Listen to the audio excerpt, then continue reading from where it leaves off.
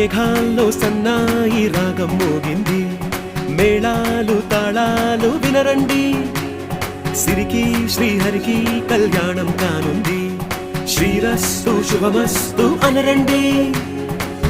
అచ్చతలు గంటో పెళ్లికి అర్థం చెప్పారంటూ, మెచ్చదగు ముచ్చట ఇది అని సాక్ష్యం చెబుతామంటూ, జనులంతా జై కొట్టేలా జరిపిస్తామండి. అందాల కుందనపు బొమ్మవని జత చేరు